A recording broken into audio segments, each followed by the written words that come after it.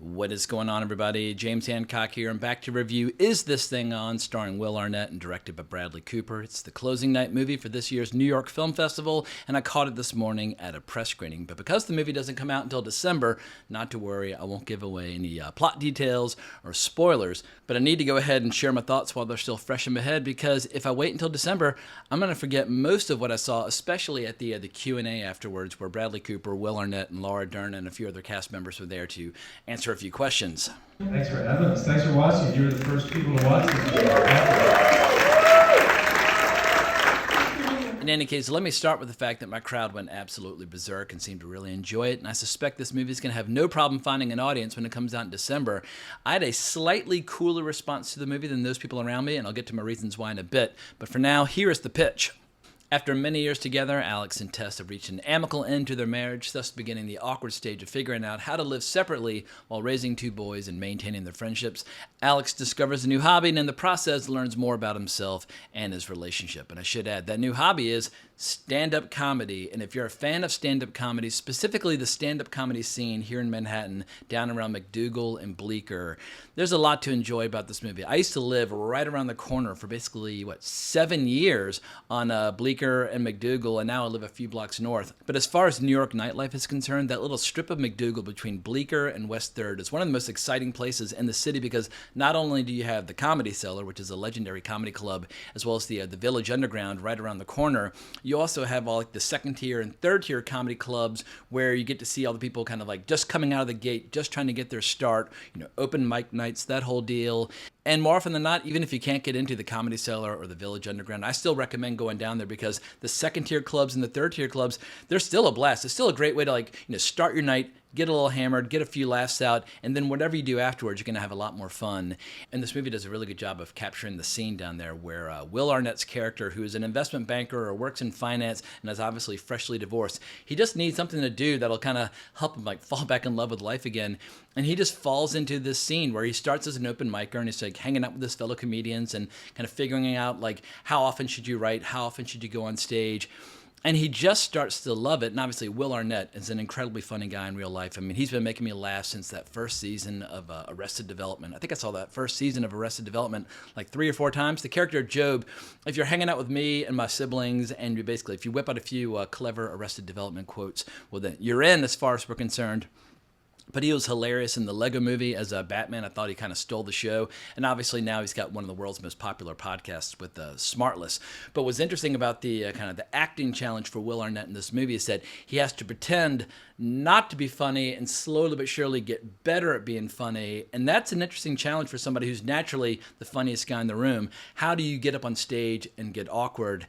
And the solution for that is just for him to get really personal and talk about all of his marital problems and his, his kind of his midlife crisis and his dad bod and that sort of thing. So that part of the movie I really enjoyed. Straight. You see the light? Just get off, right? These straight women's experiences. There you go.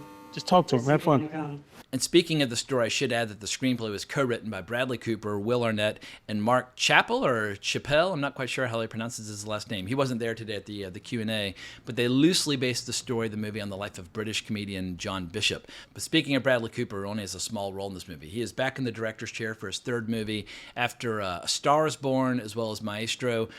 I would say this movie's not on the level of A Star is Born in terms of just the overwhelming power and the experience, but it's definitely more entertaining than Maestro. I thought Maestro was very ambitious, not necessarily all that much fun to watch, but according to what I heard at the Q&A this morning, Bradley Cooper was not about to sit on the sidelines and let all of his actors have all the fun. He was right in the middle of the drama. He was just operating the camera, and he chose to shoot the movie in a 1.66 to 1 aspect ratio, meaning that's you're getting pretty close to the traditional 4:3 aspect ratio that movies used to have back in the 30s and 40s. But what he liked about the 1.66 is that it forced him to have a very intimate way of framing the actors. He didn't want a lot of background. He didn't want to do a lot of staging. He just wanted to really focus on the faces of his actors. And so what Laura Dern and Will Arnett said is that basically Bradley Cooper will be right in the middle of the scene with them.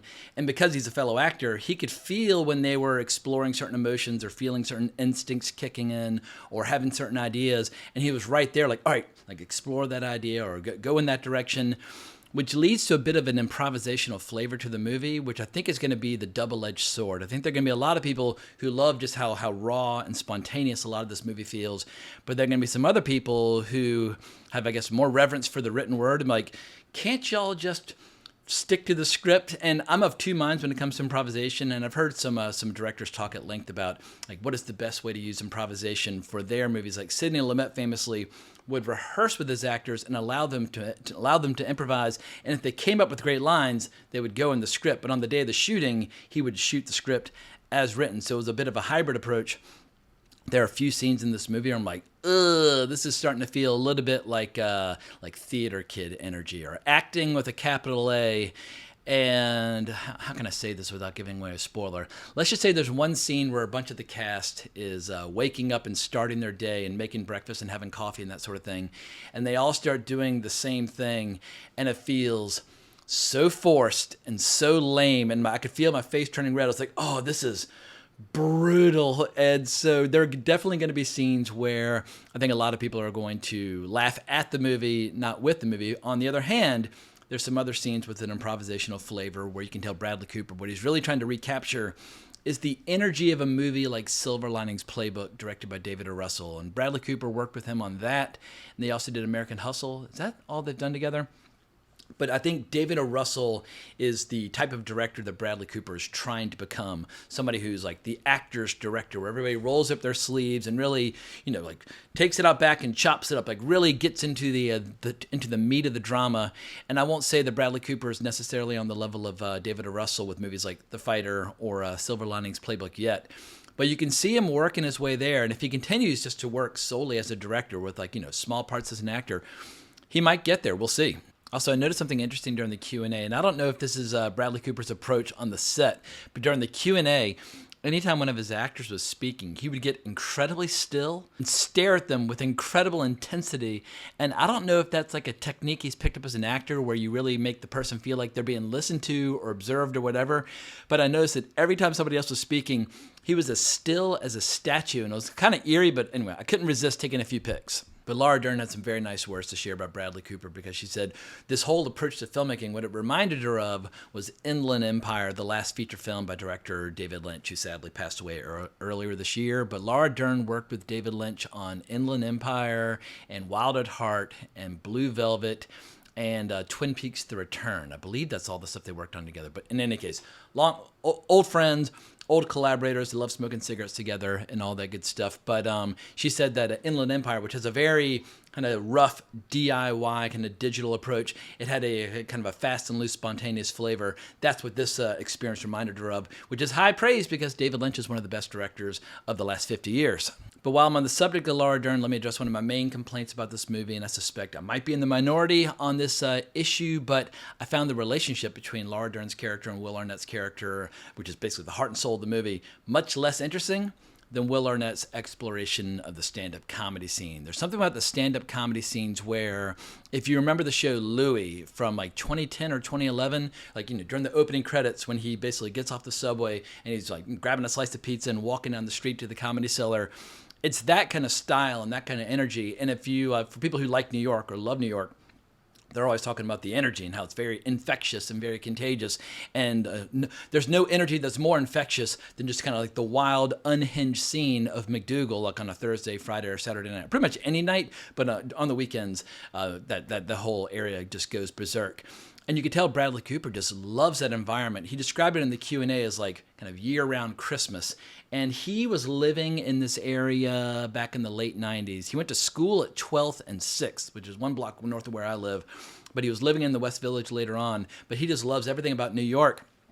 And you can just feel that in every single frame of film where he's just really trying to capture that nightlife, that lifestyle, and what it's like to be, like, say you're a comedian who works as a nurse by day but works as a stand-up comedian by night. Well, if you ask them what they do, they don't say, oh, I'm a nurse. They say, no, I'm a comedian. Like, they're completely invested, and they're all in. And you can tell Bradley Cooper was just having a ton of fun getting to know all those various personalities that work in that world. But getting back to the kind of maudlin melodrama unfolding between Will Arnett and Laura Dern, there are a few scenes where I started to intensely dislike the character, where one would say something totally innocent or bordering on sweet or totally harmless, like full of love and affection and good intentions, and the other person would say like, well, Like they would almost kind of have to like willfully and purposefully misinterpret what they were saying or what their intentions were, and then say, "Oh, you hurt my feelings," or "You've upset me."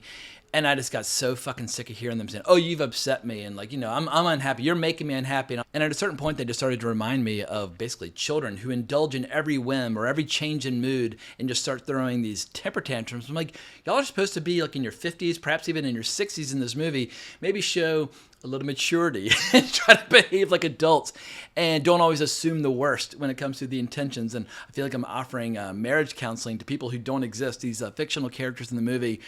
But they started to drive me fucking crazy after a while. I was like, you know what? I don't care whether you stay divorced or get back together or whatever. I'm just sick of hearing y'all bitch at each other. And that's definitely one of the major creative risks that has to be overcome anytime an actor decides to make the switch and become a director. Because I feel like a fellow actor, because they know how exhausting it is to be an actor and how vulnerable they are and how exposed they are and just how much they struggle in creating a great scene, I feel like a fellow actor is more reluctant, or sometimes is more reluctant, to cut the fat from the bone and make the hard choices from a storytelling perspective. Like, screenwriters, they're isolated drunks, with a lot of hostility. Like they're happy to cut a scene if it's not working. Or a director who realizes that the success or failure of the movie is going to fall totally on their shoulders. They're more willing to cut a scene that's not working. But I feel like an actor, they just might be a little bit more forgiving with their fellow cast and crew. And so I feel like there are definitely a few scenes in this movie where I was like, Bradley, that shit should have landed on the cutting room floor. Stop having so much fun with your actors and make some hard choices when it comes to your movie. But speaking of his fellow actors, let me give a few shout outs to the actors that were good and those that were less so.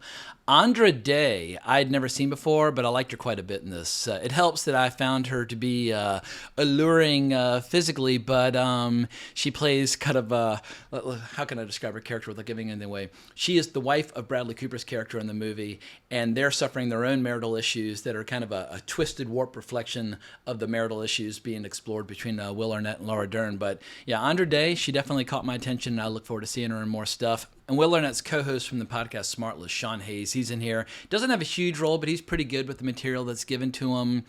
There are a few stand-up comedians who I don't quite know what their names are, but there are a few stand-up comedians in this movie where they steal the show anytime they're on screen, where they just have some absolutely just kind of filthy, depraved ways of describing relationships when they're basically like hanging on McDougal after a show and just kind of shooting the shit. So I hope a lot of those comedians are going to enjoy that exposure. And I feel like at a time where in movies, at least, comedy has really struggled, at least compared to like the 80s and 90s, where it was one of the really dominant genres. The world of stand-up has been thriving for the last 10 years. And I love going to comedy clubs here in New York or in Austin or LA or whatever. Love going to comedy. I love laughing. It's just so much goddamn fun. And a lot of the stand-up comedians in this movie, I suspect, will move on to bigger and better things as time goes by. But getting back to some of the stories shared at the Q&A, I should add that this was a relatively small, low-budget production, or at least in comparison to Maestro, which was a big, huge, bloated kind of art film that was Bradley Cooper's last movie as a director. And because they had a kind of a small, lightweight crew, oftentimes they wouldn't even get permission to shoot in certain intersections. Like Bradley was telling all these funny stories about, I call him Bradley like we're friends, Mr. Cooper. He told all these funny stories about how they'd be at an intersection trying to shoot like Will Arnett, like navigating actual traffic, and they would just ask like a local police officer, like, "Can we shoot here? Like, do you mind?" And the cop would be like, "All right, you got 10 minutes and you got to be out of here."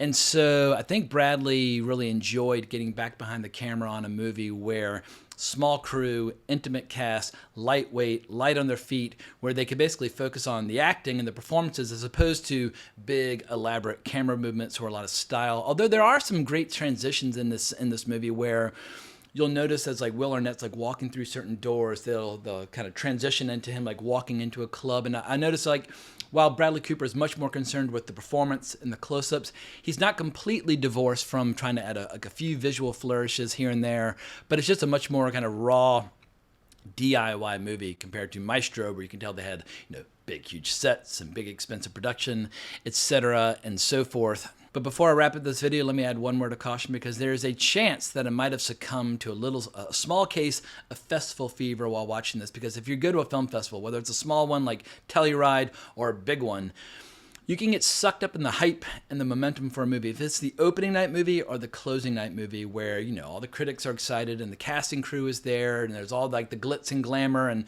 red carpet and all that kind of stuff. And there are people lining up outside for hours in advance of the actual screening just hoping to see some of the stars. And anytime you're in that environment, you can kind of, you can start drinking the Kool-Aid. So perhaps I've been a little bit more merciful toward this movie than I would have been if I had just seen it in the theater in December, and so I'll have to revisit the movie in December to see how it's aged. But I think I'll have no problem sticking to my review or my opinion that like the depiction of the comedy club scene in New York is excellent. But there's a chance that my opinion of the relationship being explored between Will Arnett and Laura Dern might sour even more than it already has between now and then. To be continued, but it's been a pretty fun festival all around. I didn't see a ton of movies, but I saw a handful. I saw Park Chan-wook's No Other Choice. I saw After the Hunt by Luca Guadagnino, which I thought was a massive disappointment. I think that movie is going to just vanish when it comes out. It might already be in the process of vanishing after a few failed early access screenings. Anemone was a big disappointment, but it was fun to see Sean Bean and Daniel Day-Lewis in the flesh. Deliver Me From Nowhere was pretty entertaining, but I guess of the movies that I saw at the festival, Is This Thing On was the strongest, but there's no clear breakout movie like a couple of years ago at the New York Film Festival. I got to see Dune. I was like, all right, this is fucking cool. Like, let's enjoy Dune. Or a movie like The Irishman. Like the New York Film Festival's been going for I think 63 years.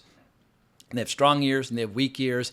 And in addition to all the new releases, they had a lot of like restored classics. Like they played Angel's Egg by Mamoru Oshii, if I'm saying his name correctly. So it wasn't just about new movies. It was oftentimes about restoring old classics and putting them on display again. So it's a really cool festival. So if you're ever in New York in the fall, what I would recommend is you go to the New York Film Festival during the day, and then at night you go down to McDougal or Third and go to some comedy clubs.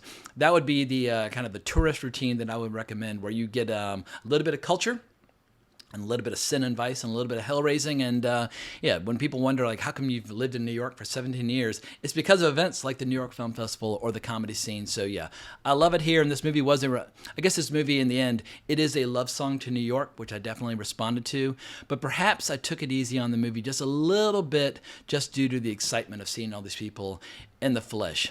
In any case, I think I've said all I've got to say about Is This Thing On? If you enjoyed this video, please consider liking, subscribing, hitting that notification bell. But I look forward to hearing what people think in a few short months. But more importantly, as always, onwards and upwards.